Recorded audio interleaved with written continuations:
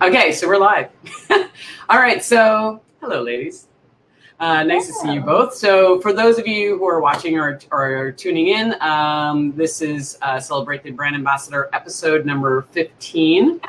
I actually said that for last episode, and I realized I was wrong because I skipped one that I was supposed to have, and it didn't end up happening. So, but this is episode 15, and I'm really excited about it because I've known you, both of you, lovely women for a long time, but not well, but we've all known each other in the industry. I think admired each other from afar, which is great. So I would love to actually have you introduce yourselves and what your current role is and what your responsibilities are within that role. So Georgie, I will start with you, and then Zahra, I'll have you go next.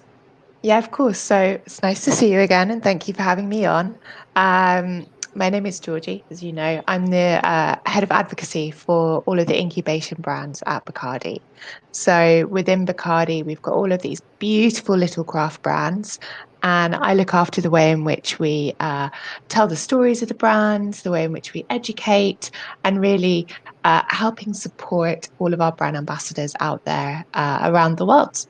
I was previously a brand ambassador, though, for 8 years within Bacardi and some other companies. Very cool. Very cool. And Zahra? I'm Zahra Bates. I have been with Courvoisier for a little over 6 years. I was the national brand ambassador for the United States for Courvoisier, and then last year I became the global education manager and training specialist. So I do something very similar to what Georgie does, but I just do it for the House of Courvoisier and work on education programming that is valuable for what the hospitality sector is looking for. And then also to make sure that our ambassadors are really able to be confident when they're going out there and being able to connecting with anybody, no matter what level they are or where they are in their journey of understanding cognac and obviously Courvoisier itself. No, I'm going to say I'm going to be jealous of both you ladies because that was like the job that I wanted to have. Like if I knew that actually was a job, I probably would have stayed within my company. Like I tried to pitch many things at the end of my career when I realized I was just bored because I had done everything else. And I was like, that is perfect. I would have loved that job. I think it would have been great. So congratulations for creating some dream roles because I know you're both very happy within your companies and love what you do and definitely deserve to be there with all your experiences and backgrounds. So Georgie, I do want to talk because you've had an interesting career. You got into the industry quite early on. You were in your early 20s and you've worked for 3 pretty big companies within that time. Unlike myself, I worked for one company for 15 years. So I think you're very brave. The fact that you moved companies. And that's what I talk about because changing companies can be hard, right? Because people get comfortable, they're afraid to make that move. And I know you had a vision, like a kind of a career path for yourself, which I think is really cool. So well, I wanted you to talk a lot more about what you're doing in Bacardi, but talk about some of the roles you had, like the 2 other roles you had, and like kind of like why you left. Like what was your vision? Like you're like, okay, I'm done. I moved to this company. This is why I moved to this company. Yeah, of course. So I mean, I started out like most of us as a bartender, which I loved. But I just wasn't a great career bartender. I was good, but not that good. But I really fell in love with the whiskey sector behind the bar and the whiskey category. And so I decided to sort of pursue a career within that. And I think you want to talk about that later, carving your own career path and stuff. But, I loved whiskey and I really wanted to delve deeper into it. So I started working at the Scotch Malt Whisky Society, the independent bottler and membership club. I fell in love with every single whiskey behind that back bar. It was astonishing to be able to have like 150 whiskeys at your disposal and being able to make a person's evening with a whiskey and constantly surprise them with the flavors that were there. And so, with that in mind, while I was at the Scotch Malt Whisky Society, I moved from being behind the bar to being their global brand ambassador and also looking after the international markets as well, because I had franchises within different countries. And that was a huge learning curve for me. And it was a big step up. I was 24 at the time, which looking back was quite young. but I definitely took it on with, gusto and passion. And, it really helped cement my love for the whiskey industry. It wasn't an easy journey getting there, though. Again, I took quite a few education programs to get to even that point, let alone sort of, where I am today. And I know all three of us are so passionate about pursuing not only our and building our education, but also the education of others around us so that they can do their job just as well as anyone. Absolutely. After the Scotch Malt Whisky Society, I was with them globally for about 1.5 years. And then I moved over to Diageo, actually, to work on Mortlac, and became their global Mortlac ambassador for just over 3 years. And it was really an interesting move because I was at, the Scotch Malt Whisky Society, which was then owned by LVMH. But, we had a very craft, independent feel to us, very much a roll up your sleeves attitude and just get it done. And then I moved over to Diageo, which was very different entirely. And I kind of went from very small to the biggest. And that was a really interesting learning curve for me. It was a great move for me. But then 3 years later after that, I got the opportunity. Well, what do you think was a good move? I know you wanted to go over because it was a big company for you. Like, you know what? I mean, obviously it looks great on your resume. We all have these pipeline dreams, right? Yeah. I'm sure we all do. And one day I'm sure I'll get there. But originally back in the day, I was like, right, I can work 5 years at a really big company such as Diageo. I can learn everything that I need to know about a company, and then I can just go and set up my own distillery. And I'll have it all. I'll have learned everything. Hey, we all got to start somewhere. For me, that idea of setting up my own distillery is still very much in the back of my mind. But it's like, been parked to one side as I've really been enjoying this recent journey. I didn't last 5 years. I lasted 3 there. And I then moved over to Bacardi. And one of the reasons that I moved over is because it's become, as I've gone older, I've realized that it's not just about the brand that you look after, because obviously you have to love the brands that you're representing, but also the values of the company as well. And with Bacardi, for me, it wasn't as corporate as before. And also, I just really believed in the values that Bacardi upholds. We say that we have the 3 Fs. You've got to be fearless, you've got to have a founder's mentality, and you've got to have this family feel to you. And everyone is family. We call each other primos and primas, which means family. It's wonderful. That's amazing. Yeah, so it just felt like a really lovely fit. And so I've been with Bacardi now as their global single malts ambassador for 4 years. And then recently moved over 6 months ago into this new role.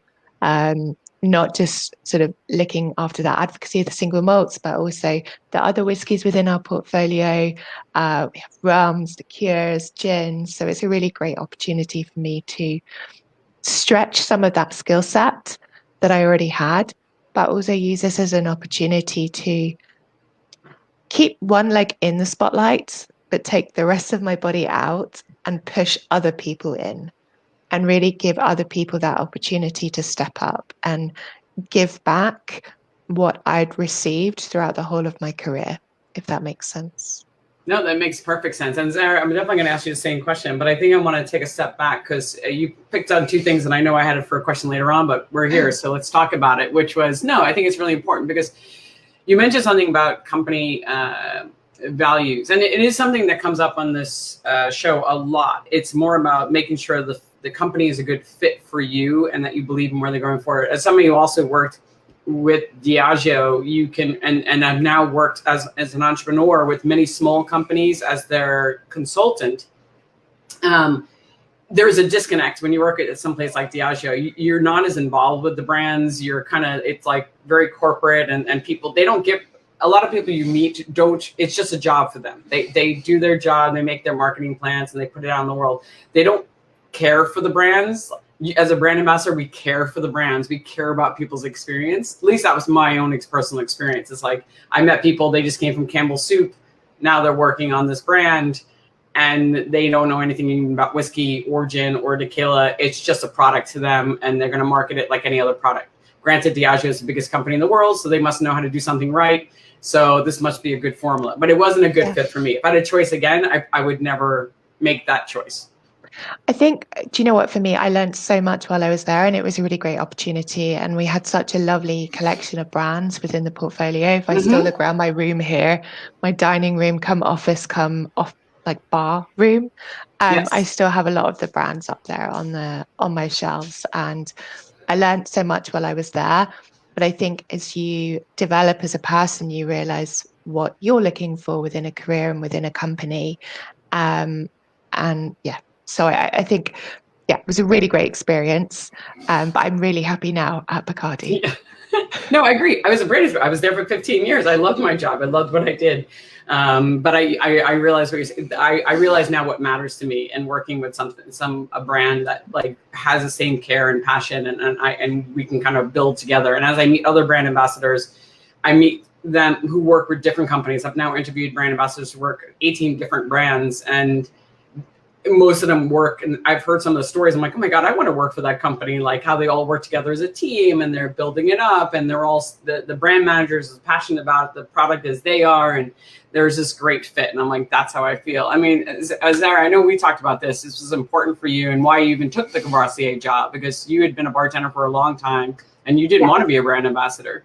Well, I definitely wanted to wait until I felt like I had something to say. But for our setup, I feel incredibly lucky in the way that our setup is that we try and honor our founder's vision. And part of that vision was actually being incredibly inclusive, because we work with a lot of like 700 small growers that grow grapes. They're farmers essentially, and we definitely have like twice a year we have massive meetings. We take in a lot of input. We share back everything that's happening quarterly out in all of the different markets, and I have a seat at the table within that marketing team, and being able to be part of the collective that is trying to represent all of the different people that invest in us, because every person that buys a bottle invests in us. So it's not just our consumers, it's not just the bartenders, it's the growers. And so being able to, I feel incredibly lucky to be able to be part of that really inclusive mindset.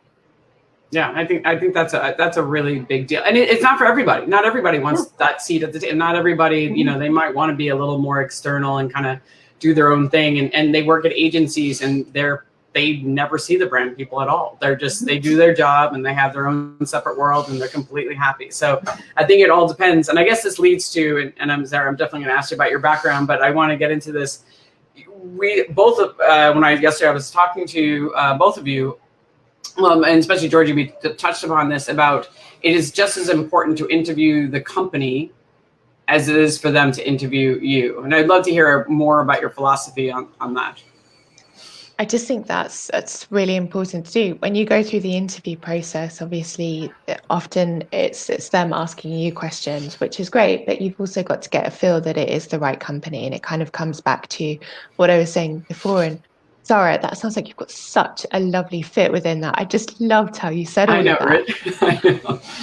But it's the same sort of thing. So I think you know what I'm talking about as well. It's not just, you should never work for a brand if you don't feel passionate about it. But the longer I've gone on in my career, I've realized you should also never work for a company unless you also believe in the same things that they believe in. If you hold the same values as them, as you especially because we work within the hospitality industry still, that they actually prize the hospitality industry, because we wouldn't be here without them, you know, and that everyone who's involved, from marketeers to bottlers to our archivists to blenders, that they all feel passionate about what we're all sort of creating together, and the fact that ultimately at the end of the day we're all custodians of these brands in different ways, just waiting to sort of pass it on to the next generation of people to come.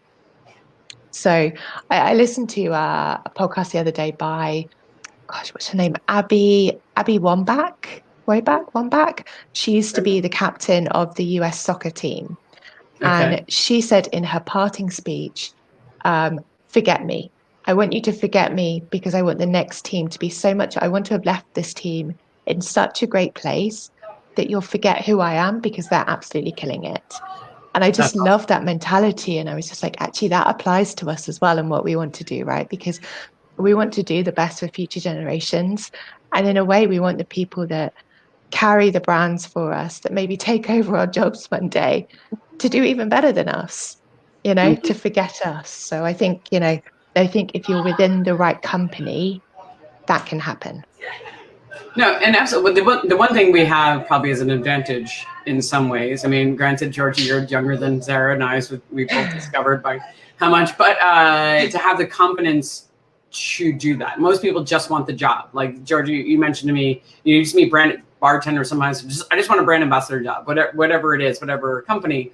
So it does take a little bit of confidence to believe in yourself that another job's going to come along, and to be able to kind of vet a company that hard. But you also learn from, even if you work for a company, you always have to believe in the brand, but you're not sure about the company. Sometimes it's like, if it's experience, especially if it's going to be a part-time one, it might just be like, let me just get my foot wet. Let me just see my feet wet and just like kind of see what being this is all about, and have a plan. Like, I know I'm going to exit this company, and I know it's probably not fair to the company, but sometimes you might just need that experience to learn. I also think that a BA job isn't for everyone as well. And I try and say this to a lot of people when they're like, oh, how do I become a brand ambassador? Because we're the most forward-facing jobs out there, right? So it's the obvious thing. But when it comes to creating these spirits that people are pouring in their homes behind the bar, and Zahra, I'm sure you know this as well, it's not just about the brand ambassador. If you're good at design, can you go into a design company? If you've got a little like a thing about digital, there's a digital marketing that you could get into, or marketing itself, or sales, or archives, or do you have a science background? Do you want to get in that way? So I think, to what you said before, Elaine, it's always really good to dip your toe in and see if sort of that job is right for you. But I think we always have to be aware that there's this expansive area within So many spirits that, things. being a BA isn't everything, and it's not for everyone. And you can be a force for good for that brand and for the trade within other jobs. No, absolutely. And Zahra, I know you mentioned, going back to vetting the company, because for you, Courvoisier, it was a brand. You have a great story about how you got introduced to the brand, and the reason why you wanted to become a brand ambassador, as you mentioned before, that you wanted to have something to say. So I would love for you to expand about, what do you mean by that? Like, you wanted to have something to say, and why Courvoisier was a good fit for you. I truly believe in having a really big reason to get up in the morning. And if I'm going to be doing a job, especially because you think that being a brand ambassador, as Georgie was saying, is like this front-facing thing, and it seems very glamorous, and you're doing this traveling, but it is an intensely hard job, an extremely lonely job to do. You're constantly having a job that is constantly changing around you. No day is the same. And so you're always having to use every aspect of yourself to make sure you're able to function, do the job, and meet the goal. But if you have a big reason for getting up in the morning, then you're going to be able to do that with excitement and with joy. And my big reason is making sure that there is the skill of critical thinking being applied within hospitality.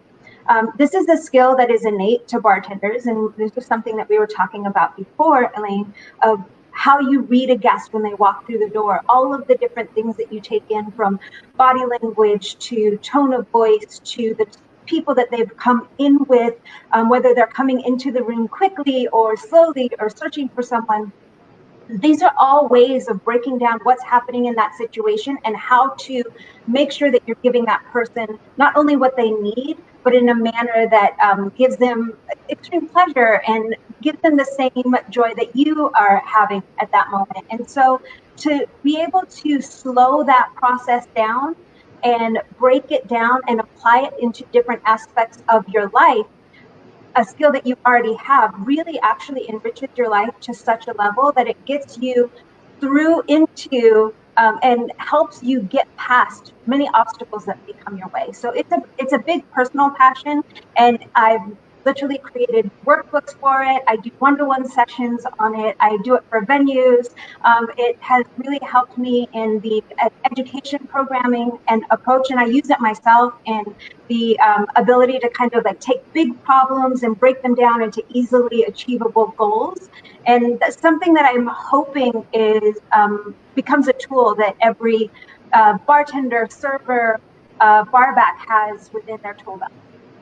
Yeah, and I think as a brand ambassador, you need that tool very much so, because you get big goals, and then to be able to break it down into chunks. Like I sit down, and I'm sure you guys ladies have a similar, like, or some sort of plan, like how you achieve and to make sure you're at your most productive. Like every Sunday for me, I look at all my big goals and when I have things going on, and then I break them down to pieces over the course of the week. Because, you always have the to-do list, because there's no way you can ever get to the bottom of it. So, you have to break it into pieces over the course of the week. So you could just know, like, okay, I'm only going to, even if it's 30 minutes, I'm just going to work 30 minutes on that. At least you're making a step towards, just breaking it into those pieces. I just achieved that piece. That's it. I'm good for the day. Then I feel like I had satisfaction. I mean, most of everything I get done is between 6 a.m. and 11 every day. Like that's my time.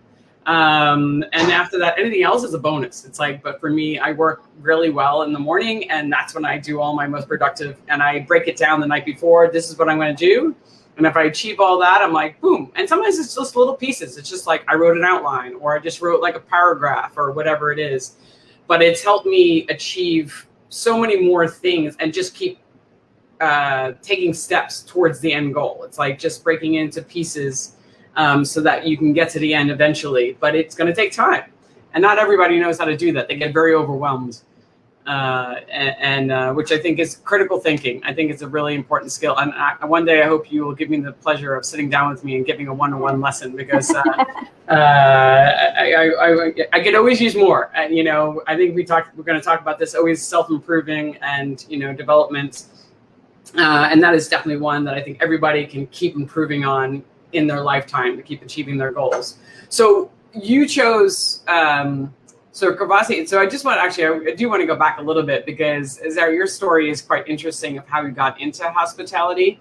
And I'd love to hear your background, because I think it's quite endearing.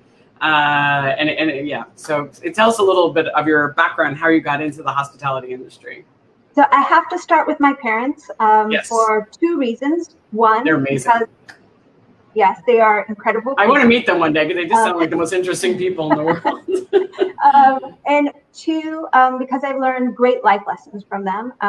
But the first reason why I have to start off with them is because, I was born in a tiny village in Morocco. Both of my parents are farmers' kids. They grew up on farms. They really instilled the values of, being, what all of the things that you think come with being a farmer, like that salt of the earth, really being cheap. Yeah, really holding on to your money. Frugal. All of Frugal. those things. Frugal's, Yes. frugal's a better word. There you go. Frugal's a better word. But more importantly, like that sense of adventure and that willingness to go out into the world. My mother, as I said, was a gun runner during the end of the Protectorate. They lived at the border of Algeria and Morocco, and so she was an integral part of helping, the country gain liberation. After that, she moved to the United States. No ability to speak the language, and just became an entrepreneur and owned businesses that were, she was a hairdresser, and she also rented out spaces within her business for manicurists and other hairdressers. So I started off within hospitality by working in her hair salon. So she was able to keep an eye on me, but also I was, serving tea and coffee and wine and champagne to her guests, and, really learned from a very early age, from 9 on, what it means to, one, pay attention to what's happening around you, two, to make sure that the people that are there are having a good time, and then the value of $1. And I wanted to get paid at 13 in They said no. So I went and got myself a job at the local swap meet, and I ran the taco stand there and the ice cream stand. And so then it's always been jobs in hospitality. Obviously, it is the thing that I knew how to do, but also it is the thing that has really driven so much of my own personal development. I was a brutally shy child, somebody who's very much an introvert. My best friends were books. I've spent all of my time, I would stay up all night reading books. And so I really didn't have a good skill at connecting with other human beings. And I'm going to interrupt you 1 second. What did your mom think of it? Because it is weird when you're a very outgoing parent and your kid is very shy. Like my daughter used to be really, really shy, and now she's not. Now I can't get her to shut up. But she's an awesome kid, or stop arguing with me. So, was it ever weird for your mom? Was she ever like, I wasn't shy at home. She was like, you weren't shy at home. That's so funny. Like, say hi to Daniel. He's tuning in. Thank you, Daniel, for tuning in. One of the things that I really wanted to overcome was that shyness, and I was a cashier. I worked in movie theaters. I've done so many different jobs in hospitality. And so I asked to become a waitress because I needed to force myself to connect with other human beings. And one of the biggest lessons I got from being a waitress and then a bartender was that there was no reason to, I was so shy because I thought people would judge me. And there was no reason to, because people were so busy worrying about what was happening in their own lives. It wasn't about me. It had nothing to do with me. So I could actually live my life freely and enjoy all of the things that the world had to offer. And it was one of the greatest gifts I've ever been given. And so that's what Georgie was saying about wanting to give back to an industry that's given you so much, is that being able to be released from what I felt like was that internal prison was such a great gift, and I want to be able to give back and make sure that I can help other people within our sector do as well as they want to do. No, and I think that's a big thing. And Georgie, I don't know if you, I think we talked about this yesterday, which was, worrying about people are going to judge you. I definitely know it's something I suffer from still to this day. Like I'm still at my age, I can't believe I still worry if people like me or not, but I do. And it means a lot to me. And I can't handle like controversy or people like not, being positive about me. And I constantly think if you don't call me back, I'm like, oh, I did something to piss that person off and they don't like me, like, which is ridiculous. I'm at my age, I should be like, who cares? But I do. I care a lot. And but I think you really touched on something about, not letting your insecurities hold you down or worrying about what other people think to hold you back. Georgie, I know you probably experienced this working in the whiskey industry and what men might have thought of you as a woman in the industry. Do you want to talk a little bit about that? Yeah, sure. Can I swear on this? You can totally swear. Fucking A. Okay. It's my show. You can do whatever the fuck you want.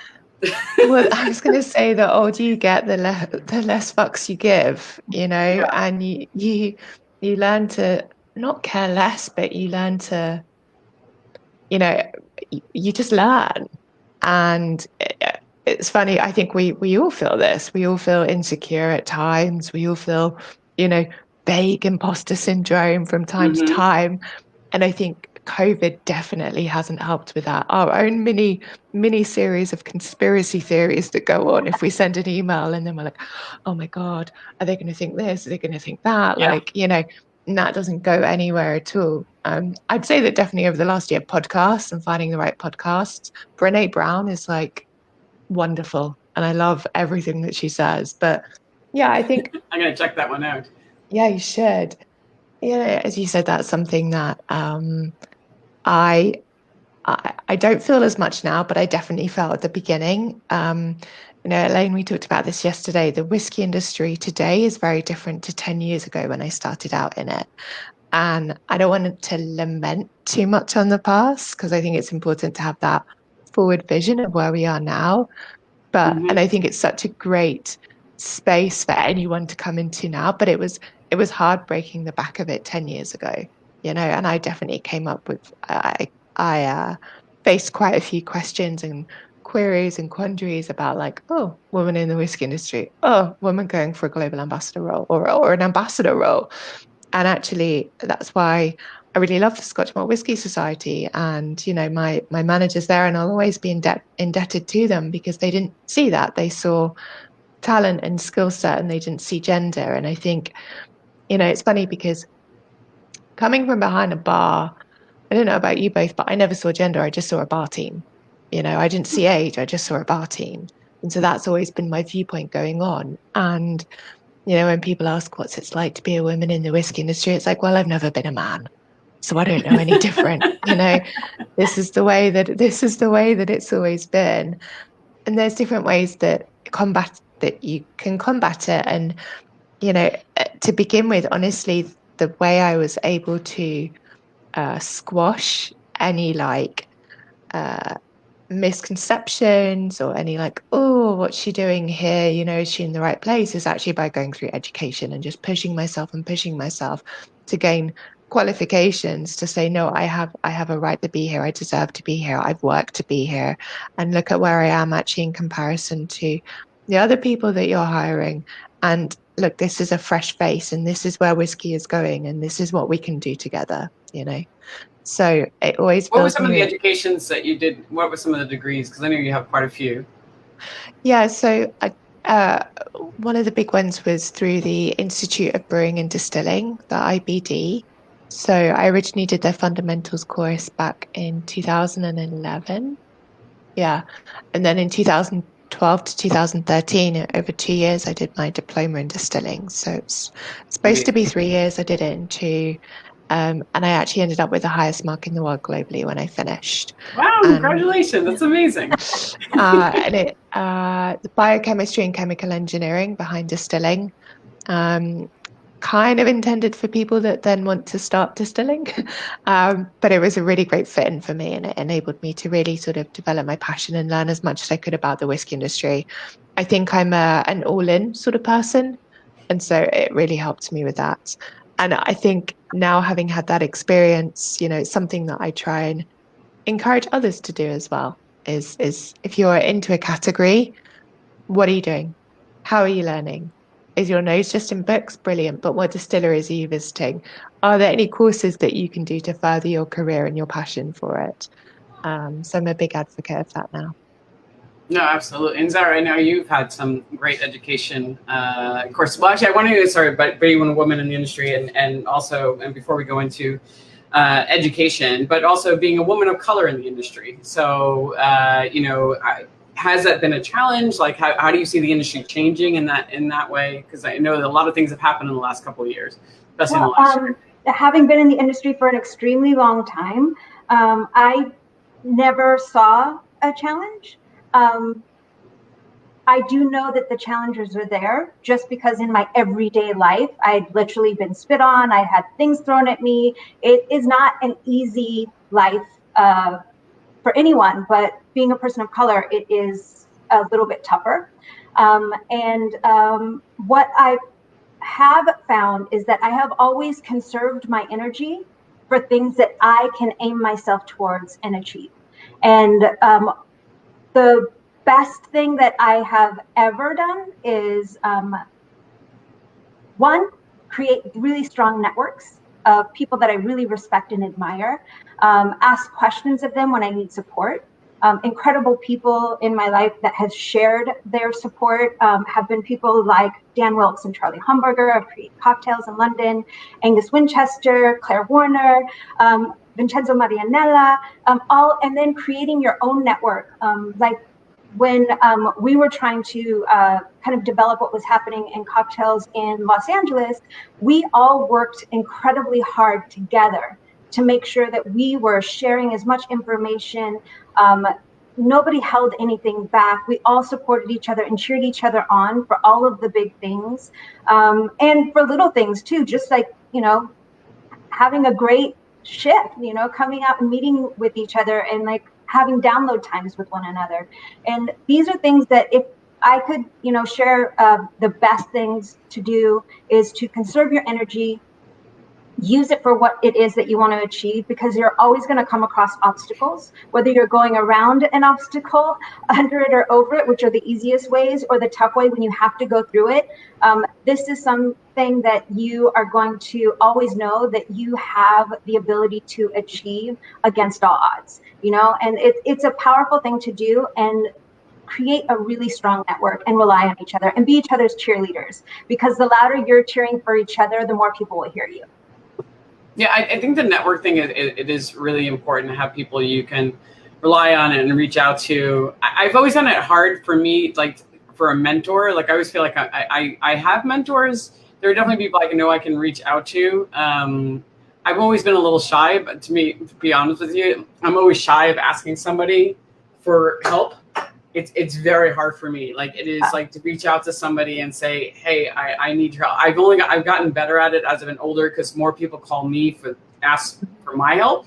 So, and I love being a mentor and I love giving my advice. And then I go, well, if I feel this way, then maybe the people I'm calling that I need help from might feel this way too. And it took me a long time to get over that. So I think that's great. Like having that strong network of people that you can rely on, ask for information. And I know, Zahra, since we were talking about education before, I know you are very passionate. I know right now you're going for your wine license, but you also, when it comes to cognac, what was your education when it came to learning everything there was about cognac? One, personal passion. Okay. And yeah. then two, David Gerard of K&L in Southern California was incredibly generous with me and with his time. He is not just somebody who is passionate about spirits, but really has done all of this incredible hard work on really getting to know spirits on every level. And he sat down with me for 3 hours of his own personal time and let me ask him all of the hard questions that I felt I'd never gotten answers to about the category. And then also supplied lots of other things that I probably should look into and to read up on and to ask more questions about. And so our core team at Courvoisier, our master blender and our master distiller, so every time I would go, I would have 3 pages of questions that I would have for them. And I have to say that they were just like so open and shared every tiny bit of information and said, yes, share it out into the world. And just were incredible about engendering the trust, not just within me, but to me be that channel to share that out with our larger community. Which says a lot about them, you know, the fact that they took the time, and also yourself to actually sit down, take the time to gather the questions, because I think that's important. And knowing what questions to ask, sometimes it's hard. It's like, you know, that's when you have to have that baseline of information. I mean, Georgie and I were talking about yesterday, we both took the WSET level 3. I don't know if you've had the pleasure of taking it, because it's hard. It's really hard. People have asked me, you know, people comment, they're like, Lane, do you think I should take this? I said, well, yes, if being an expert within a spirit category is important to you. I said, because it gives you the fundamentals. I said, after 20 years, I actually finally understand how, you know, distilling actually works. I was like, you know, distillers be like, oh, the reflux. And I'd be like, what the fuck's the reflux? I didn't know. Like, I was like, sure. And why the lean arm mattered and like all that stuff. Like, I'd hear it. I understood it. And I knew it mattered, but I didn't really understand the chemistry behind it or the science behind it, you know, and how it actually worked until I took the WSET level 3. And I was like, okay, now I can, you know, I can have that conversation. So for anybody who is listening, you know, that is definitely a worthwhile course to take. And Zahra, I know you are taking also the wine course. Are you doing wine right now? I'm in the midst of my level 2 wine education, because you have to know wine if you're going to be talking about cognac and the thousands of years of history that come with it. Yeah, that is, wine is hard. I mean, I thought beer was hard when I went into the beer industry. I was like, wow, beer is really hard. It's very complicated. I think wine is even more complex. There's just so much of it. There's so many. I mean, granted, yeah. So good for you. I'm excited. Philip always says to me, he said, I don't want to know anything. You know, he knows a fair amount about wine, but he says he doesn't want to learn anything else. He said, because it's always nice that way when we go into a bar or restaurant, he can be innocent and just ask all the dumb question. He's like, it's just something I don't know anything about. And I'm always just, it can be something new every time. where like spirits were constantly analyzing the spirit list or, whatever and stuff. He's like, nope, I'm just going to let it be. I'm just going to learn about wine every time I go into a restaurant, and that person can educate me, and I'll be really happy to hear all of it. Which is interesting. I just can't put any more things in my head. I'm like, I'm good. I'm full. It's full. There's only so much information that can go in there. And so I'm, all right. So we talked about women in whiskey. You talked about color, women. So Zahra, the one thing I did want to ask you. So, and I wanted to know, Georgie, your kind of experience working for 3 different companies. You said something really interesting to me yesterday about when you started working for Courvoisier, your first 3 months on the job was quite challenging and interesting because, you said there's something you miss, from being behind the bar. There's an adrenaline rush that you don't get when you're working at corporate. So explain a little bit more about that. Yes, much like Georgie, I went directly from being behind the bar to being a national ambassador for the United States. And I found that something very, very, very strange was happening to me, and I couldn't put my finger on it. I'd never felt that way before. And I figured out that I was suffering from adrenaline withdrawal. And I really literally looked it up, and every single symptom was there. One of the things that people within the hospitality, whether you're a server, a bar back, or a bartender, you go through intense rushes of adrenaline when you're in the weeds. Like if you are when you get that moment of being in flow, that epinephrine is really going through your body. And when you get withdrawals from that, especially when you get completely cut off from it, you have intense symptoms. Like you have short-term depression that are extremely intense bursts of depression. Your body starts tingling and itching. You don't feel comfortable within your own body. You can't sleep. You're extremely restless. You can't focus clearly on any one thing. So trying to figure that out, I was like, what the heck is going on? I have never experienced this in my life. And once I figured that out, I was like, okay, I need to really make a plan and figure out how to deal with this. Because at first I thought, well, maybe I'll just, find ways to get that adrenaline, but that isn't going to work if you want long-term success within your chosen path. And so I had to really figure out ways of structuring my day, making sure that I had plans in place to kind of deal with what was happening, kind of stuff. But it was very intense. And I suggest to anybody who is changing from one position to another like that and losing that hit of adrenaline that people in hospitality go through, really figure out what the best way to approach that is, because it will be really intense. Thank you, Eric.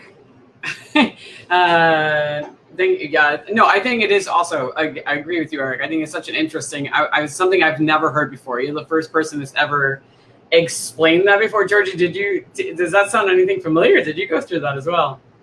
I think, it was such a long time ago, but probably, yes. Looking back, I've never thought about it like that. It's really refreshing to hear, actually.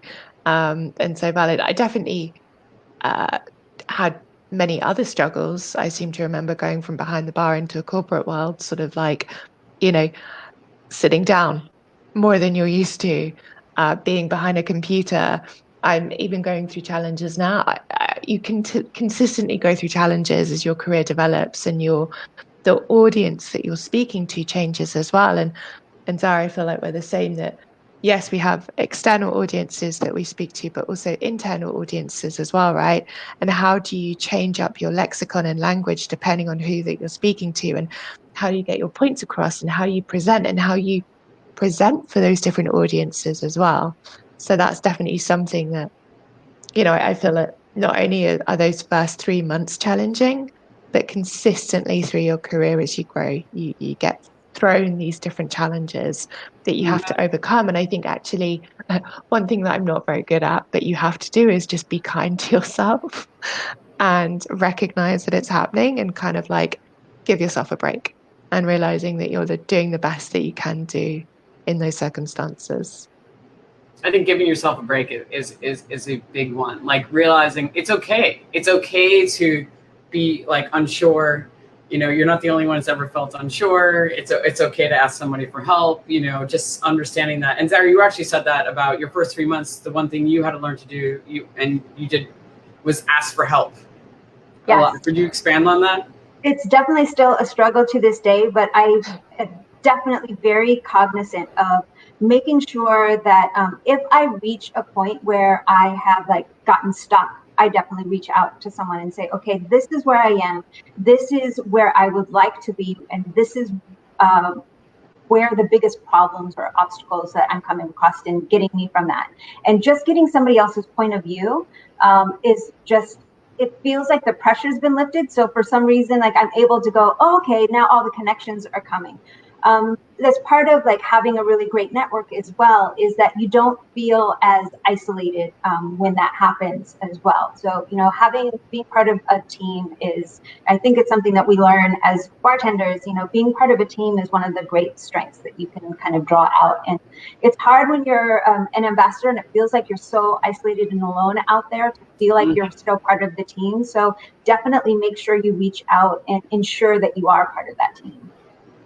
Yeah, I think it's such a great point, because you do find when you work something out with other people, it suddenly, it just dawns on you. It just clicks. It's like, oh, and we're just saying it out loud. Like I find like sometimes I'm struggling with something in my head, and then just saying it out loud to another person, the answer just kind of pops in, because I feel like I've worked it out as the words are coming out of my mouth. Which is kind of interesting. But as a brand ambassador, you can't be kind of alone, right? You can be in your own little world, traveling, being in bars. It can be quite lonely. And asking it, and especially in the first couple of months, you're in your honeymoon period. Ask as many questions as you possibly can, because nobody should expect you, and you generally don't, that you're going to be an expert right away. No matter, even if you've been a brand ambassador before, every company is different. And after doing so many of these episodes, I realized everybody's role is completely different. Everybody's corporate structure is so different. So there's no reason to believe that you should be an expert the day you walk in the door. It's going to be uncomfortable. It's going to be awkward at first. So you just have to kind of work your way through it, ask a lot of questions, hope you get a lot of guidance, find that person that's going to be your go-to, like a former brand ambassador, or somebody who works there now at the company. I think that is a big thing. And actually, Georgie, sorry, I'm going to go back, because I realized the one point we didn't hit upon when vetting a company. We talked about this yesterday, before you take that job, of vetting the company and the way you can do it. So you had some great insights into that, like how you can do that before you jump in. So my suggestions are not only doing your own research of sort of, looking online and reading up about the company and the brands, and not only speaking to the people that work there at the moment, but the people that used to work there as well, that have moved on, because I think they'll give you a really good viewpoint of what it's like. And people you can trust too, I think, is really important. At the end of the day, though, you've kind of got to follow your gut. And with all of these, Elaine, you said before, I've taken some quick moves, 8, 9 years, 3 different companies, but never felt like that to me. I think because being behind a bar, I started in Edinburgh, and I'd be like a year in a bar, and then I'd move 6 months to another bar to get another, slice of experience, and then go somewhere else. And you kind of, I feel like when you're in bars, potentially, especially when you're younger, you jump around a little bit more, trying to pick up different experience pools. And so as I've gone on through my career, the time I've spent in companies gets longer and longer as you learn more and you become more confident in yourself and kind of like what you're looking for and what you can develop. And I think, in line with that as well. And I think this is also something that you can ask people when you're vetting a company is, we all know there's no carved career path, right? So it's finding out about whether within that company there's the opportunity to be able to carve your own career path. Mm-hmm. Is there a job tract that you can imagine going through? Or have you spoken to people within that company who've been able to create their own jobs and work with the company to find the best use of their talent? And rather than trying to fit a square peg into a round hole, making sort of a hole that's perfect for you and for the company so that all of your goals combine. And I think that's really important.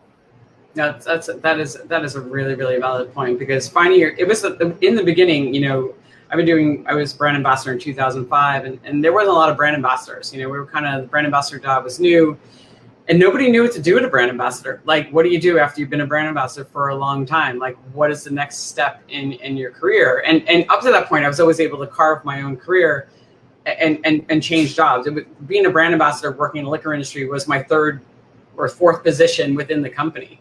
I worked on the marketing side before jumping into the field side, and there was no career path. They didn't know what to do. They're like, well, we can make them a senior brand ambassador, and then like that was it. Like that was the end. It was like, okay, so anything after that? No. So I think now it's changed a lot, where there are new roles where you are doing more of a marketing brand advocacy role. So which I think is great. It's such a great synergy, and it makes so much sense since you've been in the field. Combining those, you understand what a bartender thinks, you understand what the brand ambassador role is, you understand, what the team goals are, you can put them all together. It makes so much sense. It didn't exist back then. It wasn't a way people thought, at least not in a company like Diageo. So it's good to see that other companies are thinking differently, and those roles definitely exist. And I think it's so important. Yeah, finding out, is there a path for me? Will you provide education for me so that I can get to the next level? It's really important. And just on what you were saying before, Zahra, about, I think, we all feel like we've all definitely felt loneliness when we've been traveling. But you don't see that other side because you always see that front facing element, right? And you never see the behind the scenes because we always have a smile on our face and we're not going to give it away, right? But I think what this job is, especially over the last sort of decade or so, what it's made me realize is that not only do you need to find your team within your company, but it's made me realize how friendly and inclusive and welcoming people in hospitality are, full stop. From traveling around, I've just met people who I've met them one night and then they've been like, hey, what are you doing tomorrow? Cool, you've got no plans. Let's go for a hike. Let's go for a drink. And you're like, we've only just met. And they're like, no, but you're in our city. We want to show you a really good time. We want to show you, we know you like hiking. Let's go for a hike or whatever. Absolutely. And that's made me then stay in touch with them, want to go back to that city. And I've cherished all of those moments and all of those people I've met that have made me feel so welcome when I've been away. And in that sort of fleeting instance of being away from home, it has felt like a home away from home. And so it makes you think that in those moments of loneliness, you're like, yeah, okay, I'm alone, got FOMO, I know what my friends are doing back home, but look at where I am and look at what I can do here, and look at the opportunity that I'm being given to explore and to make new friends. And I think that's so powerful and so wonderful. Mm-hmm. I would agree. I mean, Zahra, I'm assuming you've had very similar. I think it's one of my favorite things, like being able to Facebook and be like, I'm arriving in Chicago or wherever I am, like, who's around? And then you get all these people like reaching out to you and you're like, wow, like, this is great. Like, there's so many more people. I don't need to be alone. There are people that I can connect to. Definitely.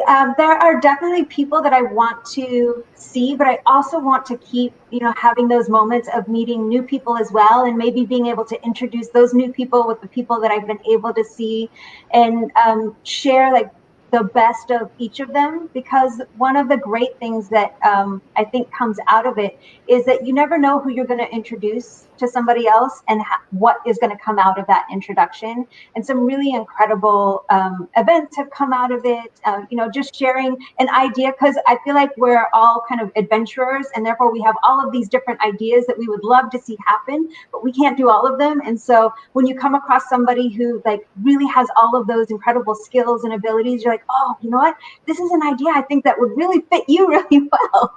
And so to see those different things kind of come out and show themselves in the world, and to continue to support those people in their growth is always really, really exciting.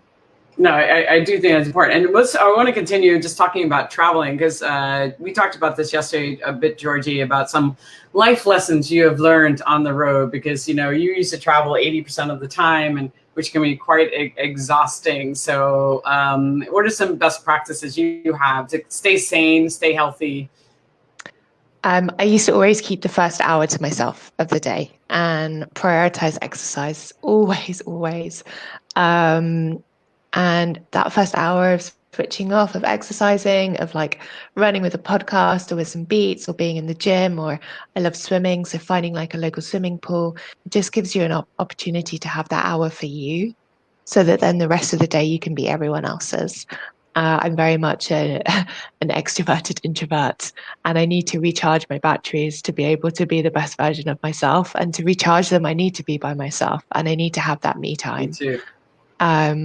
So that's really powerful. I think as I've gone on as well, I definitely didn't know this word at the beginning, but learning the word no is really, really important. And also making sure that when I'm traveling, there's an agenda. So if you're jumping on a plane, you're going to a new city, to a new country, that you're not just going there for one thing. So are you going there to do, I try to tick as many boxes as possible. So it's whether it's like internal trainings, bartender trainings, like doing things with like whiskey consumers, whether it's working with the off trade, doing some media interviews, making sure that I wasn't just going there for one thing, but multiple elements of that was always really important as well. And then always remembering that no matter where you are, no matter what you're doing, you're always the supporting actor to the brand. You should never become bigger than that. And in line with that, whenever you're going to a market and there's a local brand ambassador, always remembering that actually, in a way, you're a supporting actor to that brand ambassador as well. And you want to leave that market in a better place than when you got there so that they can continue carrying on their job and that you don't leave a hole, So those were some things that were really important for me throughout my career.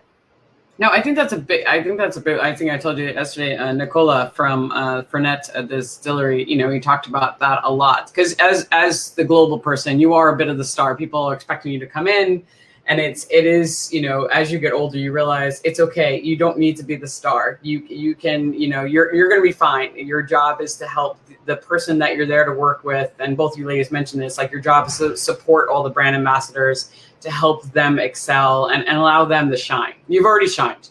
Nobody's forgetting that you're there. And it takes a little bit of being older and feeling and a little bit more confidence to allow that to happen. Because in the beginning, obviously, you're trying to build your career. You're trying to make a name for yourself. So to get that confidence, I think that's really an important thing. And it's okay. You don't always have to be the star of the show. Definitely takes age and wisdom to get to that point, and you're wise beyond your years, Georgie Bell. Yeah. The other thing I'd say is actually really, really important too is if you have the opportunity to, is take a day off in the city that you're traveling in. I used to, whenever I'd fly to Asia, if I could, I'd take a week off. You've got a return flight anyway, but just have it back a week later and take a holiday and use that as an opportunity to explore your surroundings and have some fun with it. Absolutely. At the end of the day, we're not selling staplers.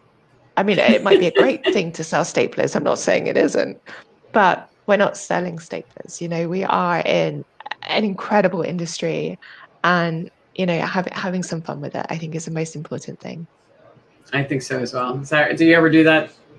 Do you ever take off? Do you ever take a day off, like in the city, and to spend some time there? I definitely always buffer in a little chunk of time so I can at least do one thing that makes me feel connected to the city itself, partly for personal pleasure, but partly for understanding what is valued in the city. It's really important to understand what the needs of that particular city is and what the needs of those bartenders are, because just like every person has their own unique perspective, every city has its own voice, and making sure you take time to hear what that is. So when the people that you're working with are trying to kind of help your brand shine there, you're doing it in an authentic way, and you're doing it in a way that makes sense for what that market needs. Yeah, that makes a lot of sense. Yeah, I'd always plan in like a day of just going out with the bartenders that were there locally. So without the distributor sales rep, without the marketing team, so everybody could just relax, and we would go out. Like, I'm like, hey, I'm going to take a bunch of bartenders, and that's the way I would see some of the cooler bars in the city.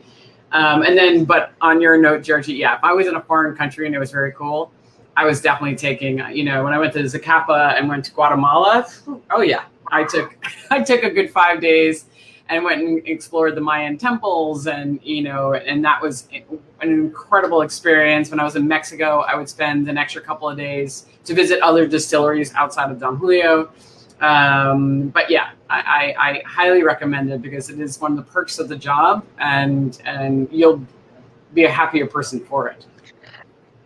Yeah, I mean, as I said, not all of us have that opportunity to be able to do that. But Sarah, to your point, even if it's the chance to get a good coffee from a cool coffee shop, even as small as that, if you're in a city for 2 days, you're in a rush, you've got a packed schedule, walking from where you are to one place to the next, picking up a cool coffee, it just makes you think, right, I'm here, I'm doing something different, I'm not just constantly working. And then, I love what you said about, connecting to the city and understanding what they need.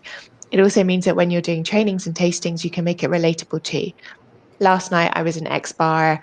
I tried this drink. I really loved it. I thought it was really awesome. Or, I once did this tasting in China where we were making highballs, and I was like, right, let's go to the 7-Eleven. Let's buy all of these cool different chilled teas and mixers and stuff. We'll bring it to the session and we'll say, right, let's just try and make these really cool combinations with what you can get usually in the shops.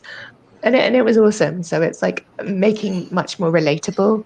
And I felt that when you do tastings, people love that, when you can be like, do you know what? I had a great drink in this bar last night. Mm-hmm. And people are like, that's cool. She knows what, you connected with my city. About. Yeah. Yeah, people do like it when you have a personal reference to their city.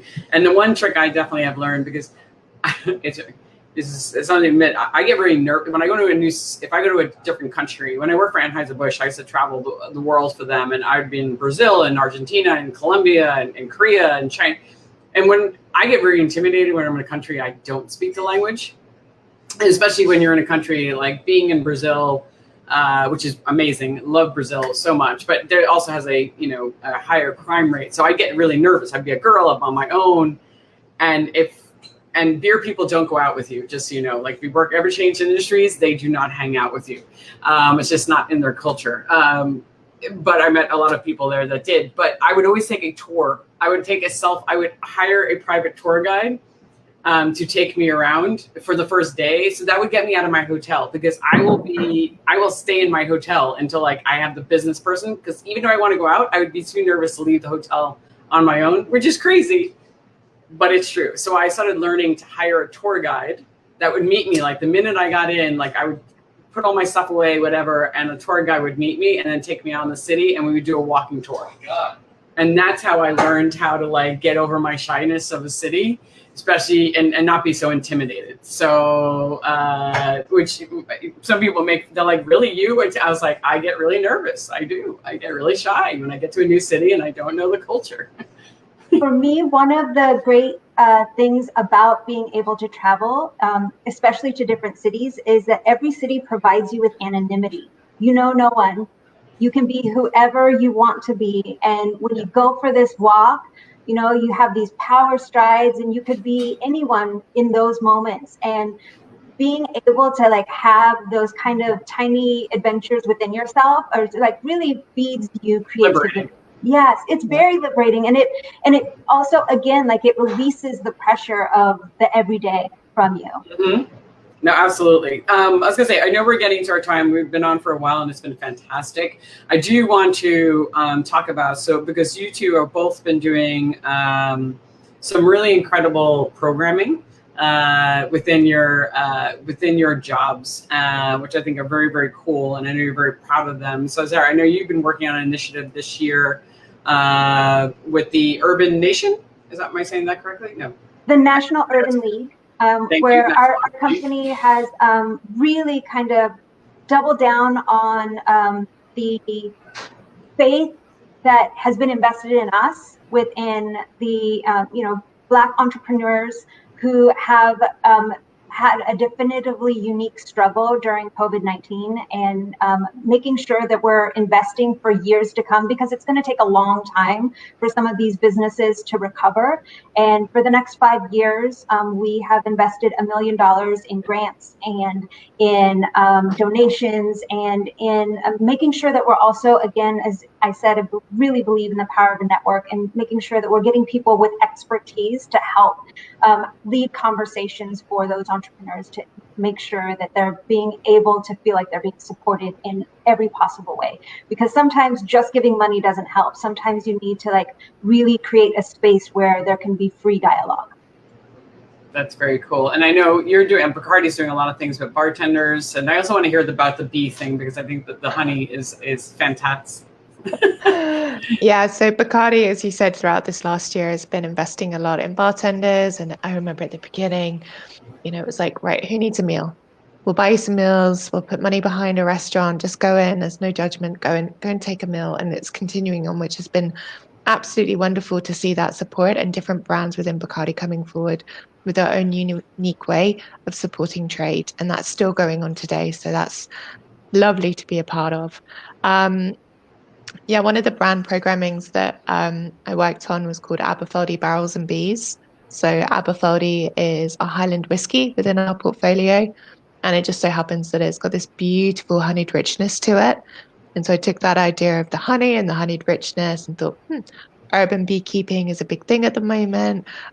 There's a real decline at the moment, not just in pollinators, but also in food for the pollinators as well, i.e. pollen. And a real understanding about actually honey and mixed drinks and the possibility that it gives. So we created what we call Barrels and Bees, which is our global advocacy program where we partner up bartenders and beekeepers. We look at different ways of mixing honey in cocktails and how honey is so different. The spectrum of honey and its flavors is wider than whiskey. It's absolutely beguiling, And so it's very much getting that message across.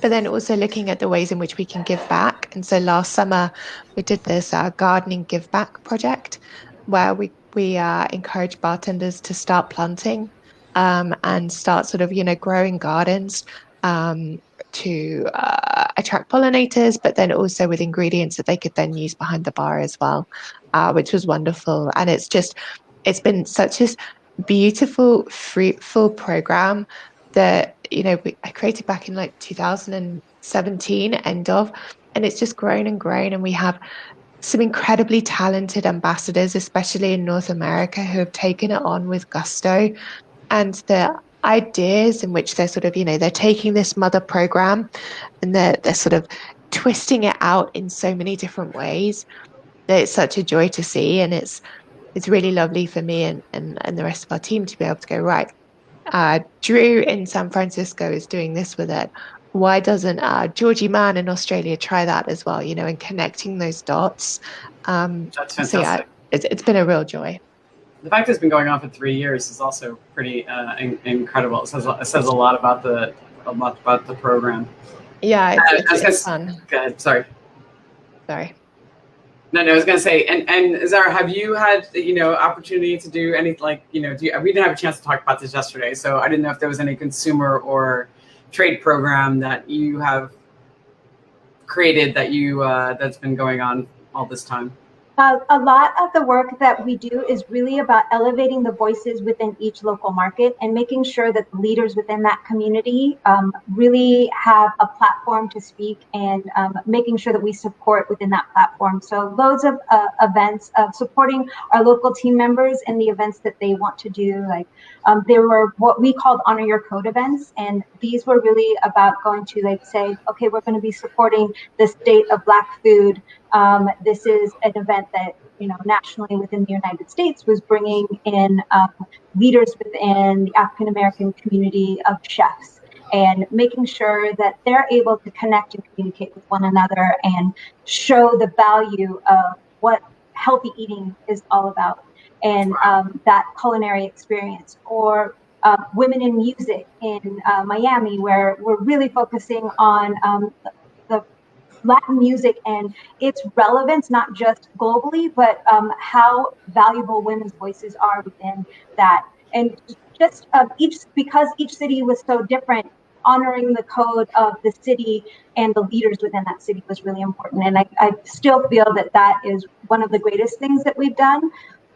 Again, we're about to launch a personal development education program, and so I want to kind of hold tight to that until we're really I'm excited to hear. and really able to share how that's going to work, because again, it really has to be relevant to each of our ambassadors and how they want to approach it as well. That sounds fantastic. I'm excited. We'll have to have another interview so we can hear more about that. So, ladies, we're at the end of our time, but this has been fantastic. It's been so lovely catching up with the both of you. You've inspired me to do even, just inspired me. That's all I have to say. It's just like, wow, so many incredible things that are happening within this industry, and it's great to see women just kind of leading the way, and so also to happy to see you both doing jobs that you really, really love. So you definitely deserve it. And I look forward to hopefully seeing both of you in person, maybe this summer. I don't know. There's always a possibility that could happen, and that would be lovely. Or at a bar show, maybe a Berlin, bar comment will happen. Who knows? But I definitely know it's happening here in Brooklyn when it's happening. So we never know. But yeah, until then, I just want to say it's been great, and thank you again. And stay safe, and we will hopefully chat soon. Thank you so much. It's such a pleasure to meet you, Georgie. Yeah, you. I can't wait to actually meet you in person. I'm like, I want to have a drink with you right now. I know. Isn't she amazing? I know you. And all of you who have tuned in, thank you so much for tuning in. And as always, if you miss any part of the show, you can find it on the website, Celebrating the Brand Ambassador on YouTube. So, all right. Bye, ladies. Have a great Wednesday. Thank you so much. Bye. Ending broadcast.